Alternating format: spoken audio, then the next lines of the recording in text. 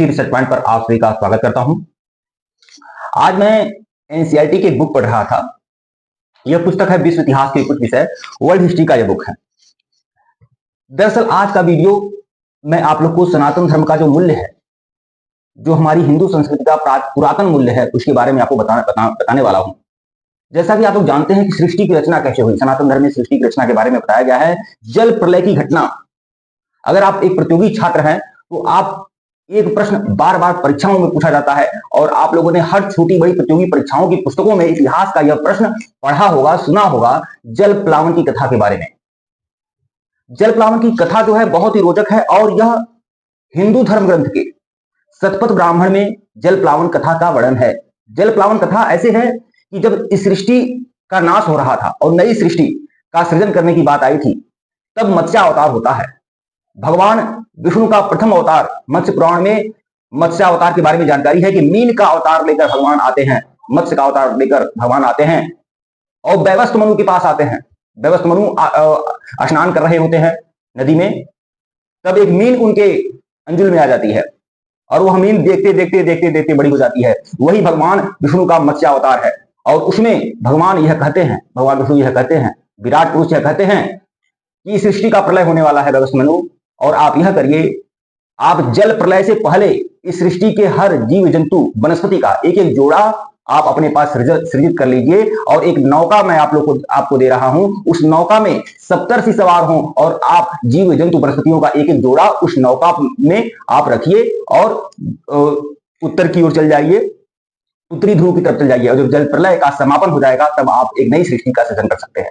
यह वैवस्वत मनु की कथा है और यह जल प्रलय की कथा है जो शतपथ ब्राह्मण में मिलती है।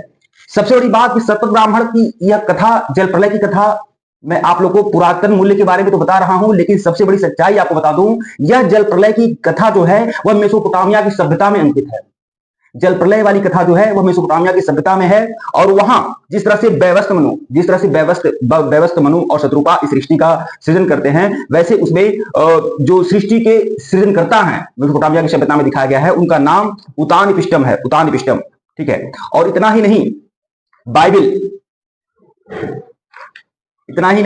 बाइबल जो है, बाइबल का एक अलग भाग है ओल्ड टेस्टामेंट। बाइबल का भाग है ओल्ड टेस्टामेंट और ओल्ड टेस्टामेंट में भी जल प्रलय की कथा का वर्णन है।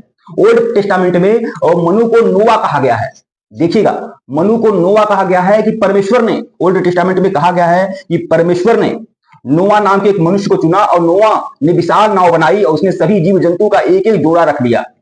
सीधी सीधी बात यहां पर मनु के बारे में कही जा रही है और यह ओल्ड टेस्टामेंट में है। और मेसोपोटामिया की सभ्यता में भी मनु का जिक्र है और वहां मनु को उतानिपिष्टिकम या जीवशूद्र कहा गया है। यहां आप लोग देख सकते हैं, मैं एनसीईआरटी की पुस्तकों से यह बात आप लोग को बता रहा हूं।